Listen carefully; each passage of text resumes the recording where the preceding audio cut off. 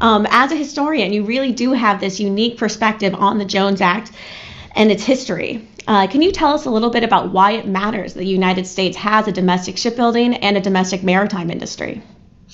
Sure. So I think one of the first things about the Jones Act that's a huge misconception is that the Jones Act is Section 27 of the Merchant Marine Act of 1920, and that's the section that's cabotage, that, only U.S. flagged, U.S. owned, U.S. crewed, and U.S. operated vessels can operate in the coastal waters of the United States. In 1920, when the Jones Act was created, it was what I would argue the nation's first comprehensive maritime strategy.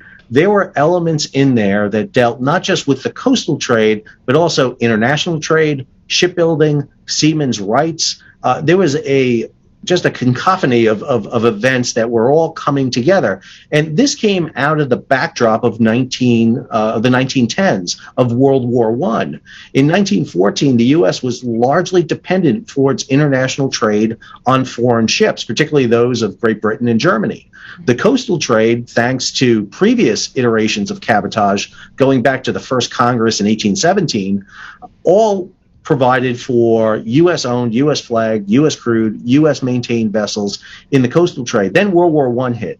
And initially in World War I, we remained neutral. However, German ships were run off the high seas because they were sought after for capture. Many were interned in the United States. British ships and other Allied vessels were diverted to go carry cargo for the Allies in World War I. What that meant was our international trade suffered. The cost to charter vessels increased 20-fold. The price for a ton of cotton increased 16-fold. And what we found out was without our U.S. Jones Act fleet that we call it today, but back then it was just the cabotage fleet, we would have been crippled economically. We had to take vessels that were in the coastwise fleet and shift them over into the international fleet. And I think, again, historically, what we tend to miss today is that a lot have been done over the past 50 years to, number one, internationalize and deregulate international shipping.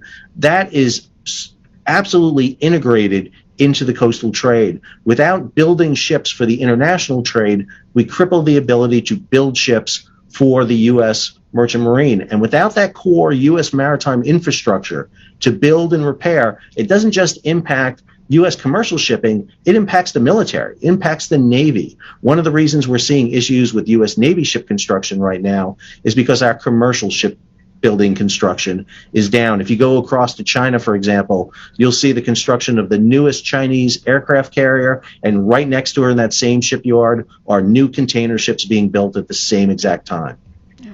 Well, is China subsidizing a lot of these ships? Is that where that big competition is coming from in a way that the United States government doesn't? I think you have to look at a lot of issues that are in there. I mean, if you look around the world today, the three largest builders of vessels in the world today are China, Korea, and Japan. 93%, according to the Review of Maritime Transport, the UN agency that puts this out, 93% of the world's ships are built there. There's not another country except for the Philippines that builds more than 1% of the world's tonnage. And if you look in those three countries, there are different government policies that are done. So, for example, China heavily subsidizes. Chinese shipyards don't have to turn a profit. So you can see, for example, from the period from 2010 to 2018, a CSIS report, Hidden Harbors, talked about the fact that $132 billion, and this is what they could locate, was given to subsidies to the Chinese government and their shipyards to build vessels. In the same time period, 2010 to 2018, the Maritime Administration, through their Title 11 shipbuilding, provided 77 million, not billion, $1 million. And that, I would argue, was very irregular. There's no way to plan for that subsidy money coming in. And Korea and Japan do very similar things through direct subsidies, through ownership, through the yards in Japan. Again, one of the things we've realized is shipbuilding has to compete not on a level playing field, but an international playing field.